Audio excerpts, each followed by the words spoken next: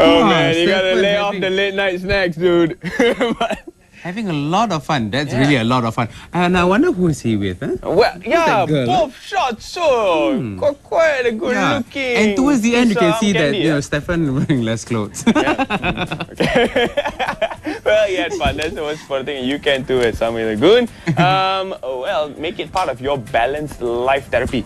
Yes, that is the question, and also whether or not you are having a balanced life. So to tell us more about this, here with us is Puan Murshidah Said, who is a motivator, speaker and trainer. Murshidah, hi. Good morning. So nice to see you again. Yes, always nice to be here. Very happy to be here. Well, you look like you have a balanced life. Yeah. So tell us, what is a balanced life? Okay, most people, when they talk about balanced life, right, it is mostly about work-life balance, right? But it goes beyond that. Actually, first, before we go on work-life balance, the most important is to have balance within yourself, right?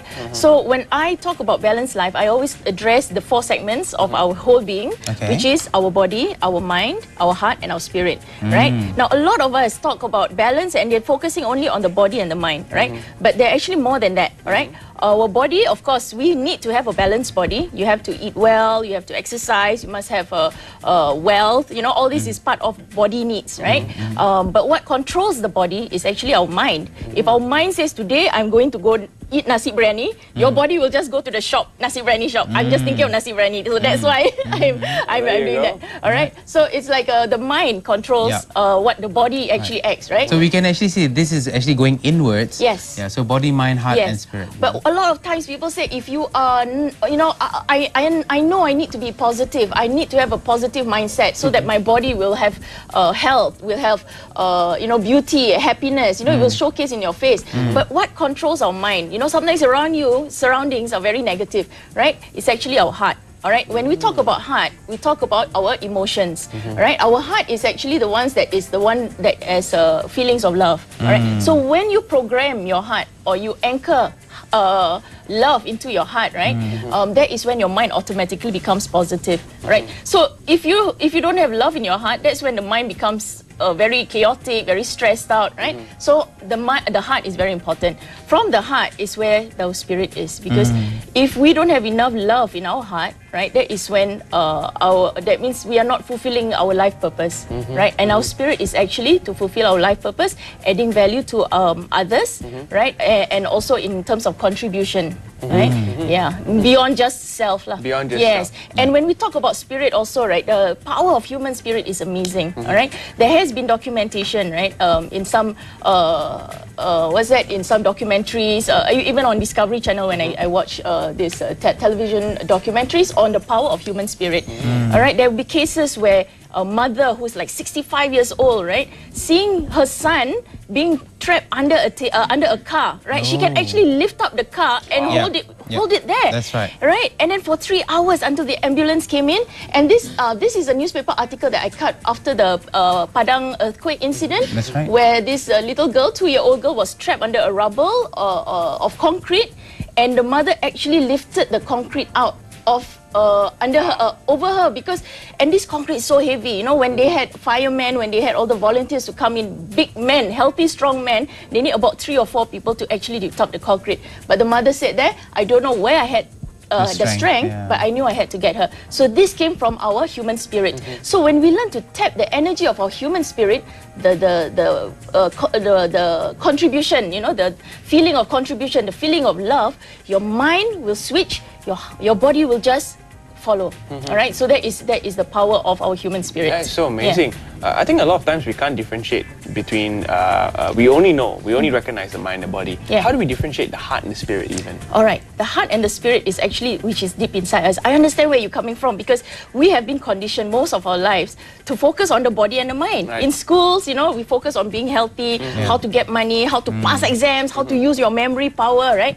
But if we are not balanced enough, right, you have a beautiful body, you have a attractive face, you have a lot of money, but you may use it for the wrong reasons, right? And you will not be happy, right? And mind, you can have the best academic results, you can be very smart, you know a lot of things, but you may use that knowledge for the wrong reasons, to manipulate or create things that are very destructive, right?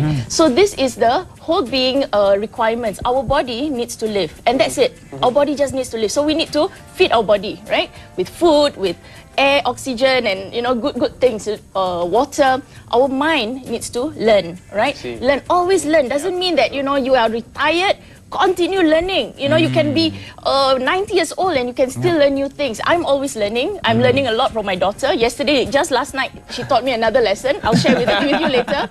Your heart always have love. And the challenge I know is to have unconditional love, right? Because sometimes when people hurt you, it's so difficult to love them back. But program it, because this is not beneficial only for the other person, but it's actually beneficial for yourself. All right, and the spirit is to leave a legacy. That's the requirements of our human spirit, right? It's to leave a legacy, and this is actually addressed by Stephen Covey, who actually talk about the 8th habit, and the spiritual need is actually very, very powerful. All right. Well, now in this day and age, everyone is in the rat race. So you might have the right set of mind, the spirit, and the heart. But when it comes to body, they always complain of stress. So how do they actually overcome that stress and also achieve that perfect balance in life? Right. Stress actually comes from imbalance from somewhere inside. Right. So focus back. The most powerful part of energy in our whole being is actually our spirit. So go back to your spirit again. So there are things that are beyond your control. Things that you can change, We talked about changes before, but things that you cannot change, right? You just leave it. You leave to God, right? So that part of it. Your heart is also another thing. Your heart is, you must always have forgiveness, always have gratitude inside, right? And then that is when you don't have enough forgiveness or gratitude inside your heart, that is when sometimes your mind becomes chaotic and you get anxious, right? So, and also the mind needs to also keep on focusing on positive things, all right? So the purpose of our mind is actually all our intellectual capability gained from the experience and knowledge that we get from our own experience, and our body will actually just showcase what is happening on the internal side, right? Our physical appearance, whether we are stressed out, whether we start getting wrinkles, whether we look, so you can tell a person when they are stressed, or you just walk, or you sit in the LRTs, or you just see people, you know that they are not happy. Our body will just show it, no matter how happy you try to be. All the vibes that they're giving out. The energy, the vibes come from our spirit and our heart.